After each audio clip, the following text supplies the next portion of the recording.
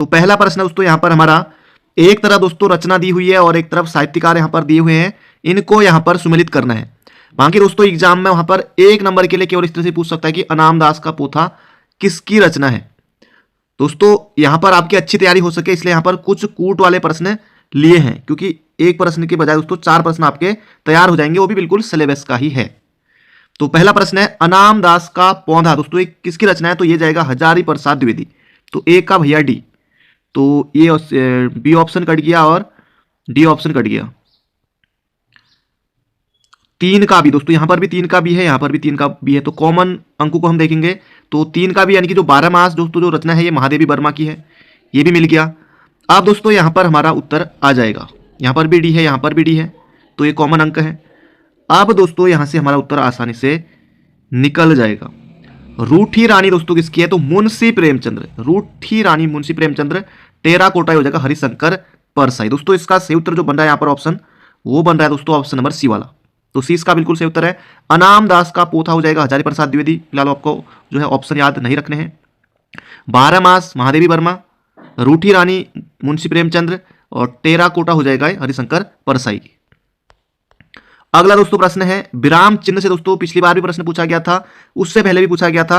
अब दोस्तों विराम चिन्हों के बारे में अच्छी जानकारी आपकी हो सके इसलिए प्रश्न है, विराम चिन्ह के बारे में कौन सा कथन गलत है। विराम चिन्हों की जगह वर्णमाला में नहीं है। विराम चिन्ह का अर्थ संप्रेषण को सुगम बनाते हैं, विराम चिन्हों की जगह वर्णमाला में है। या फिर विराम चिन्ह वाचिक और अर्थ भेदक दोनों ही तरह से अपना मूल्य रखते हैं। दोस्तों अच्छा प्रश्न है, कौन सा कथन दोस्तों गलत है। देखिए ए और सी में दोस्तों टक्कर है, विराम चिन्ह वर्णमाला में जगह नहीं है या फिर वर्णमाला में है, तो कौन सा दोस्तों सही है, इसका दोस्तों कौन सा गलत है। गलत है दोस्तों पूछा है यहाँ पर, तो ये जगह विराम चिन्हों की जगह वर्णमाला में, दोस्तों यही यहाँ पर गलत है क्योंकि नहीं है। तो ऑप्शन नंबर दोस्तों सी वाला इसका बिल्कुल सटीक उत्तर है। आगे बढ़ते हैं, संयुक्त वाक्य दोस्तों, सरल वाक्य, मिश्र वाक्य, संयुक्त वाक्य, यहां से भी दोस्तों प्रश्न एक प्रश्न बनने की संभावना है, पिछली बार भी पूछा गया था। संयुक्त वाक्य दोस्तों देखिए यहां पर और आ गया है, तो इतने से ही हमारा उत्तर निकल गया है, तो 3 का हो जाएगा सी। आप बताएं कि आपकी समस्या क्या है, मैं तुम्हारे साथ व्यापार करना चाहता हूं, तो सरल वाक्य है। परिश्रम करके सफलता प्राप्त करो, इसमें भी ये भी सरल ही लग रहा है। कि आ गया तो ये मिश्र वाक्य है, तो और दोस्तों हो जाएगा यहां पर हमारा संयुक्त वाक्य, उसने खाना खाया और सो गया। आगे बढ़ते हैं, निम्नलिखित में से प्रगतिशील विचारधारा का प्रवर्तक किसे माना जाता है। दोस्तों अच्छा प्रश्न है और बिल्कुल दोस्तों जो हमारा सिलेबस है उसी के अनुसार यहां पर है। तो प्रगतिशील विचारधारा का प्रवर्तक दोस्तों माना जाता है किसे, मुंशी प्रेमचंद्र इसका सही उत्तर है, मुंशी प्रेमचंद्र, बिल्कुल याद रखिएगा। राहुल सांकृत्यायन को दोस्तों मध्य एशिया के इतिहास के लिए साहित्य अकादमी मिला था 1958 में, तो इसका सही उत्तर हो जाएगा प्रेमचंद्र। अगला प्रश्न है दोस्तों, पत्र से यहां पर प्रश्न है, निविदा सूचना का उद्देश्य होता है। अच्छा दोस्तों प्रश्न है, निविदा सूचना का उद्देश्य यहां पर आपको बता रहे हैं, निर्माण कार्य करवाना, सामान की नीलामी, सामान की आपूर्ति करना। अब देखिए दोस्तों यहां पर कहीं ना कहीं ये मिलते जुलते लग रहे हैं ना, निर्माण कार्य करवाना, सामान की नीलामी, सामान की आपूर्ति। तो ऐसे में दोस्तों अगर आपने नहीं भी पढ़ा है ना, तो आप ऑप्शन नंबर डी टिक कर सकते हैं, 1 नंबर आपको बोनस मिल जाएगा वहां पर। बाकी कुछ में यहाँ पर गलत भी हो सकता है, बाकी अगर जिन्होंने नहीं पढ़ा तो तुक्के लगाने के लिए डी की तरफ आप जा सकते हैं, बाकी पढ़ा है तो तब तो सोच समझ कर आप करेंगे। तो दोस्तों ये सभी सही है यहाँ पर निविदा सूचना का उद्देश्य में। अगला दोस्तों प्रश्न है, निम्न में से कृदंत अव्यय का एक प्रकार नहीं है। पूर्वकालिक कृदंत, भूतकालिक कृदंत और तात्कालिक कृदंत या फिर अपूर्ण क्रियाद्योतक। तो इनमें से दोस्तों कौन सा होगा, ये यहां पर आपको बताना कौन सा एक प्रकार नहीं है। तो कृदंत अव्यय दोस्तों कौन सा नहीं है यहां पर आपको बताना है। तो दोस्तों यहां पर जो ये भूतकालिक है ना, ये वाला नहीं है। बाकी इसमें पूर्वकालिक है, पूर्वकालिक कृदंत आता है, और पूर्ण क्रियाद्योतक कृदंत ये भी आता है, तात्कालिक भी आता है, और अपूर्ण क्रियाद्योतक होता है। तो भूतकालिक दोस्तों इसमें नहीं आता है, ऑप्शन नंबर बी इसका सही उत्तर है। आगे बढ़ते हैं, तो ये प्रश्न दोस्तों देखिए ये भी अच्छा प्रश्न है, एंकर द्वारा किसी समाचार की पुष्टि हेतु वीडियो या कथन दिखाने को क्या कहते हैं। रिपोर्टिंग, लाइव, ब्लॉग्स या फिर एंकर बाइट। दोस्तों अच्छा प्रश्न है, एंकर द्वारा दोस्तों आप देखते होंगे न्यूज चैनल में, एंकर द्वारा किसी समाचार की पुष्टि हेतु वीडियो या कथन दिखाने को दोस्तों इसे एंकर बाइट कहते हैं, ऑप्शन नंबर ए। अगला दोस्तों प्रश्न है दोस्तों, देखिए आपकी अच्छी तैयारी हो सके और आपको अच्छे से बिल्कुल याद हो सके, क्योंकि दोस्तों ये आपको बिल्कुल मुहजबानी याद होनी चाहिए, बिल्कुल उंगली ऊपर आपको ये याद होनी चाहिए कि स्पर्श व्यंजन कौन से हैं, मूर्धन्य व्यंजन कौन सा है, ओष्ठ व्यंजन कौन सा है, स्पर्श संघर्षी व्यंजन कौन सा है, सघोष, अघोष, अल्प प्राण, महाप्राण, ये सब दोस्तों आपको पता होना चाहिए। तो यहाँ पर दोस्तों इसे हमें सम्मिलित करना है। कोई ना कोई दोस्तों आप निश्चित रूप से जानते होंगे, वैसे तो बिल्कुल आसान है। तो ओष्ठी दोस्तों जो है ना प वर्ग आता है, तो 4 का देखिए ए कितने में है, तो 2 ऑप्शन हम सीधे सीधे हटा देंगे। तो 4 का ए दोस्तों देखिए यहाँ पर भी है, तो सी या डी में से इनमें से बन सकते हैं। और 3 का भी देखिए कॉमन है, 3 का भी होगा मूर्धन्य दोस्तों कौन सा, ट ठ ड ढ।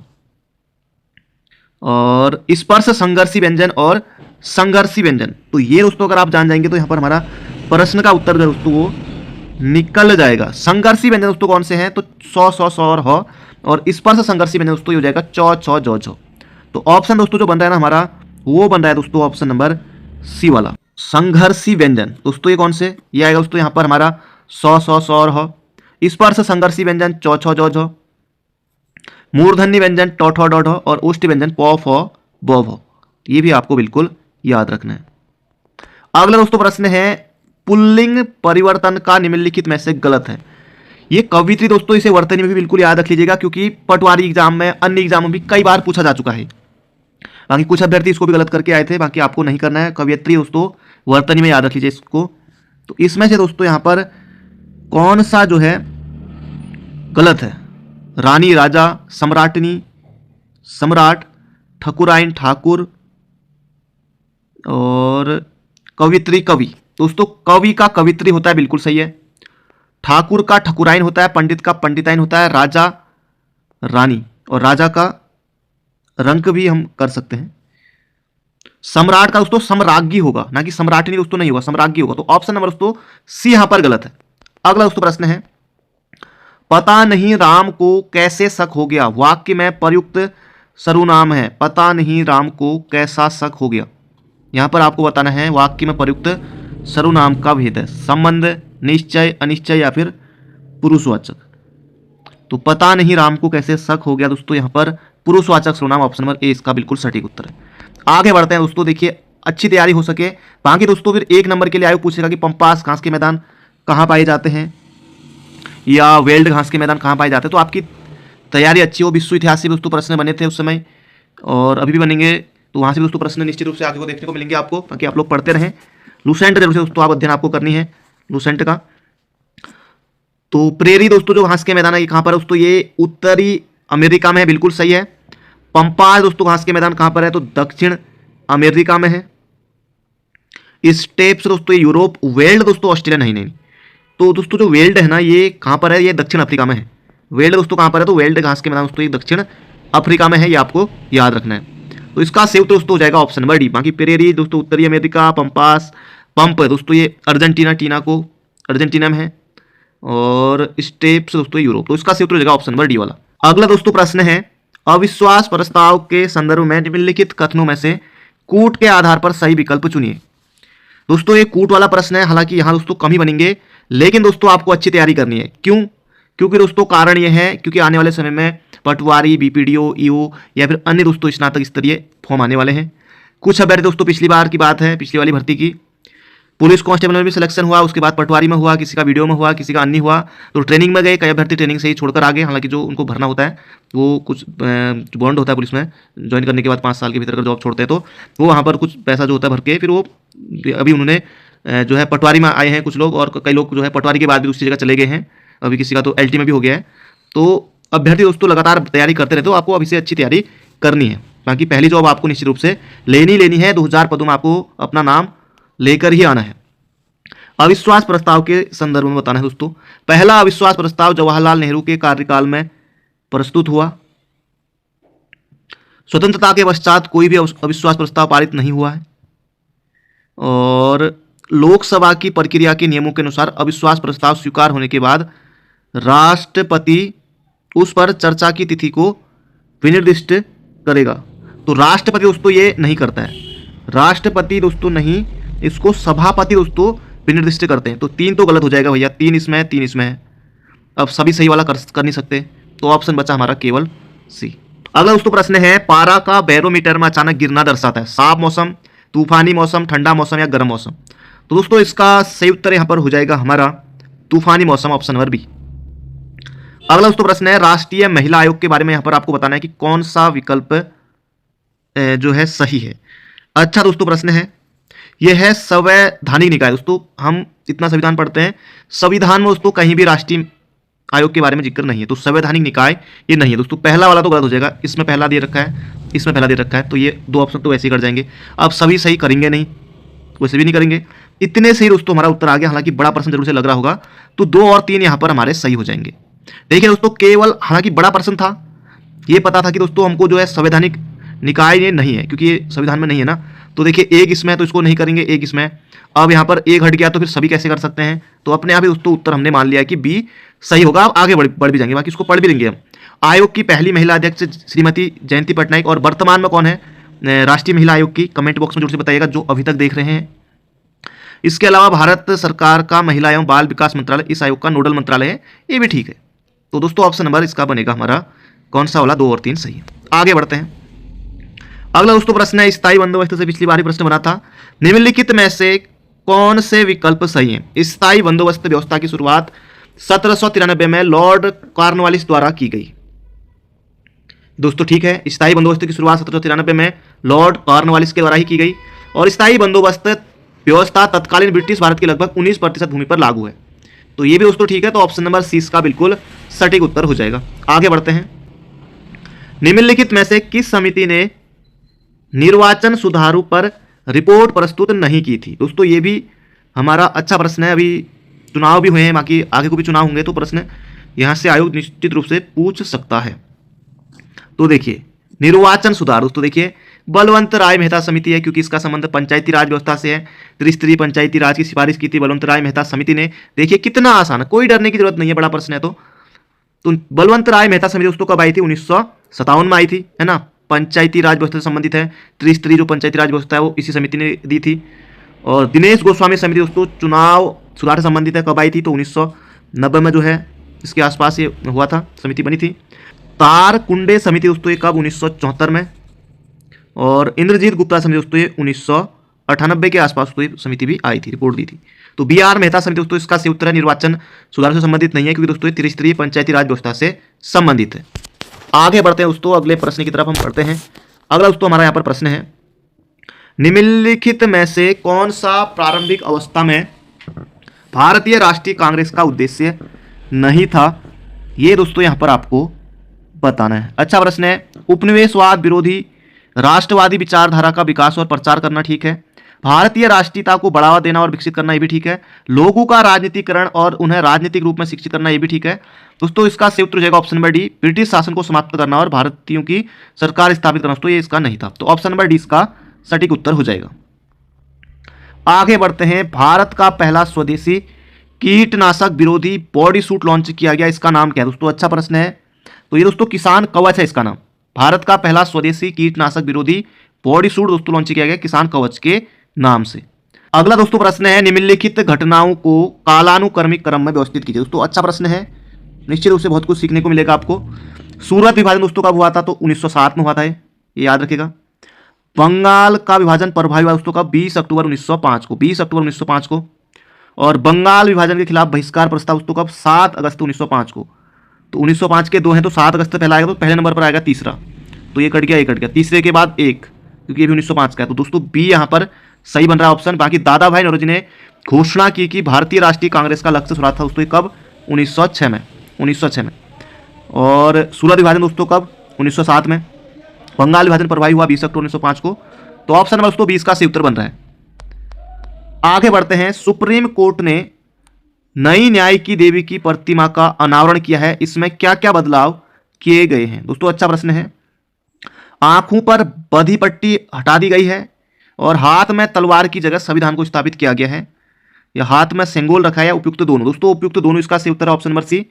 सुप्रीम कोर्ट ने नई न्याय की देवी की प्रतिमा का अनावरण किया, इसमें बदलाव दोस्तों यही है कि आंखों पर जो पट्टी है उसको हटा दी गई है, और हाथों में तलवार की जगह संविधान को स्थापित किया गया है। अगला दोस्तों प्रश्न है, मुगल कालीन भूमि के प्रकारों के बारे में निम्नलिखित में से कौन सा विकल्प सही है। ओलज लगभग हर वर्ष खेती की जाने वाली भूमि है। चाचर भूमि 1 वर्ष से भी कम समय के लिए पड़ती रहती है। और बंजर भूमि 5 वर्ष या उससे अधिक समय तक पड़ती रहती है। दोस्तों चाचर भूमि जो होती है ना, चाचर भूमि वह होती है जिसे 3 या 4 सालों तक बिना खेती के छोड़ दिया जाता है। तो चाचर भूमि 1 वर्ष से कम नहीं लेनी, इसे 3 या 4 साल तक बिना खेती के छोड़ दिया जाता है। बी वाला गलत है, इसमें बी है, इसमें बी है, इसमें 2 है। तो ऑप्शन दोस्तों देखिए फिर 2 हम हटा देंगे ना सब जगह से, तो बच गया केवल डी, क्योंकि यहाँ पर भी 2 है, यहाँ पर भी 2 है, यहाँ पर भी 2 है। क्योंकि चाचर भूमि दोस्तों वो भूमि है कि 3-4 साल तक बिना खेती के छोड़ देंगे, तो 2 हमने हटाया, तो ऑप्शन बन गया हमारा डी वाला सही। आगे बढ़ते हैं। अगला प्रश्न है, हाल ही में जारी FIH विश्व रैंकिंग में भारतीय पुरुष हॉकी टीम जो है किस स्थान पर रही दोस्तों? ये 5वें स्थान पर रही है। आगे बढ़ते हैं।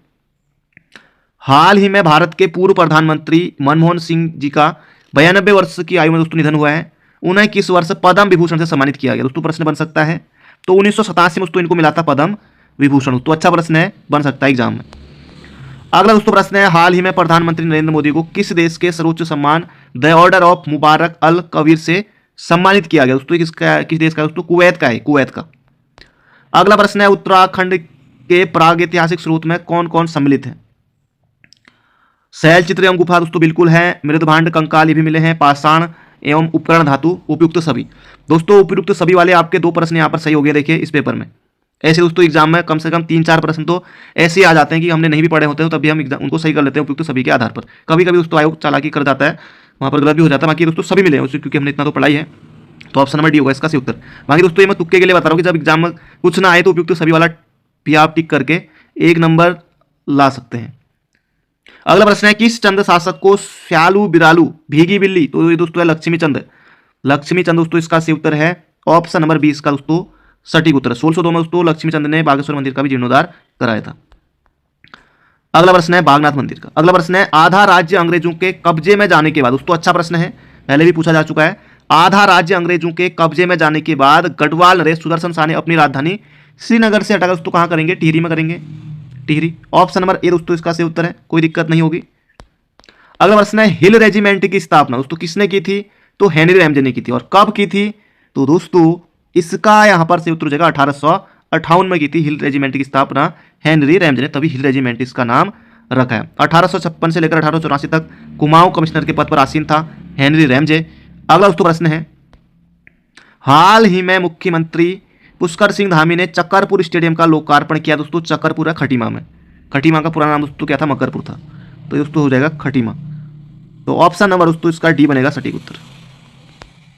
अगला दोस्तों प्रश्न अच्छा प्रश्न है, निम्नलिखित कथनों में से सही विकल्प का चयन कीजिए। दोस्तों अच्छा प्रश्न दोस्तों यहाँ पर हमारा, उत्तराखंड के तराई क्षेत्र में कुमाऊनी व गढ़वाली के अतिरिक्त पंजाबी, सिंधी व हरियाणवी लोग भी बसे हुए हैं, ठीक है ना? ठीक तो है। शिवालिक श्रेणी में स्थित डोलोमाइट चट्टान से चूना देहरादून के मद्रासु एवं बाड़कोट क्षेत्र से प्राप्त किया जाता है, भी ठीक है। अगला है, गंगा के मैदानी भाग के बाढ़ परवड़ क्षेत्रों में खादर मृदा और गैर बाढ़ परवड़ क्षेत्रों में बांगर मृदा पाई जाती है। दोस्तों सभी के सभी यहाँ पर ठीक है, ऑप्शन नंबर डी दोस्तों इसका सही हो जाएगा। अगला प्रश्न दोस्तों ये आपको बताना कमेंट बॉक्स में, उत्तराखंड के किन क्षेत्रों में घास के मैदान बुग्याल या प्यार पाए जाते हैं? ट्रांस हिमालय, वृद्ध हिमालय, लघु हिमालय या शिवालिक हिमालय? कमेंट बॉक्स में जरूर से बता दीजिएगा। आगे दोस्तों मिलते हैं बहुत जल्दी एक नई वीडियो में। अपना ध्यान रखिए, स्वस्थ रहिए, मस्त रहिए, हंसते रहिए, मुस्कुराते रहिए। Thank you friend, thank you so much.